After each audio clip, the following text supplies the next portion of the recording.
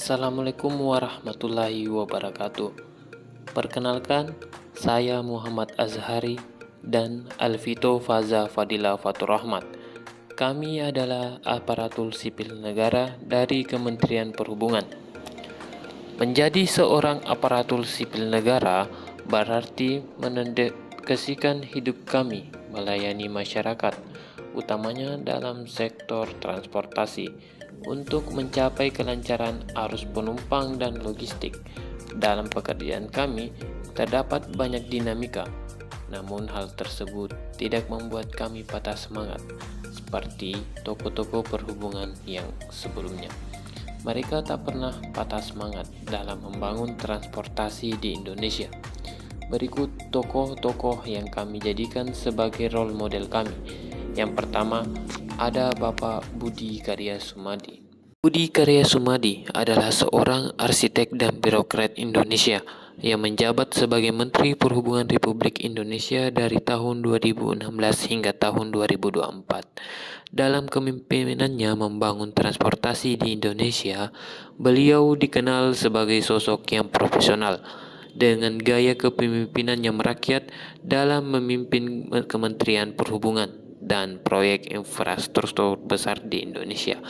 Ia memiliki reputasi sebagai pemimpin yang tegas, efisien, dan mampu menyelesaikan tugas-tugas kompleks dengan hasil yang nyata. Terbukti, dalam masa jabatannya terdapat banyak pencapaian dan pembangunan dari sektor transportasi, seperti kereta cepat Jakarta-Bandung, peningkatan transportasi listrik, dan kerjasama luar negeri yang mulai terbangun. Sifat-sifat yang dapat dicontoh dari Bapak Budi Karya Sumadi antara lain pantang menyerah dalam membangun transportasi, mendedikasikan hidup untuk melayani masyarakat, dan jujur dalam bekerja. Tokoh berikutnya adalah Ignatius Jonan. Ignatius Jonan, reformis di sektor transportasi.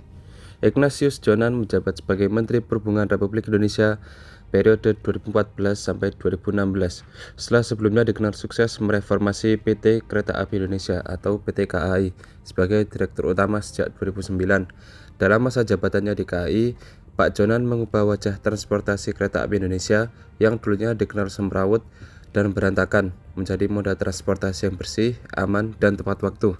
Salah satu pencapaian terbesarnya adalah penghapusan penumpang yang berdiri, gelandangan, dan pedagang asongan dari gerbong kereta api ekonomi, serta keberhasilan meningkatkan pendapatan perusahaan lebih dari 2 kali lipat hanya dalam 5 tahun. Sebagai Menteri Perhubungan, Pak Jonan melanjutkan semangat reformasinya dengan memperbaiki sistem keselamatan transportasi, mempercepat pembangunan infrastruktur transportasi, dan menindak tegas pelanggaran oleh operator transportasi.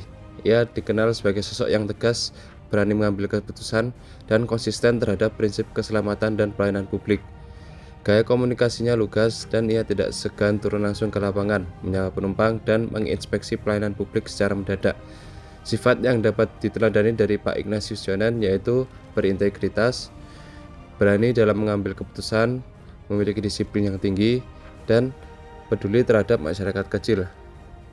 Kemudian tokoh selanjutnya yaitu Kapten Antoni Arif Friadi, Nahkoda Kemajuan Maritim.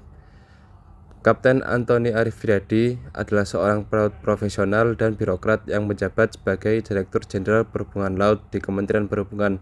Karirnya dibangun dari bawah sebagai pelaut hingga menjadi salah satu pejabat penting di sektor maritim Indonesia.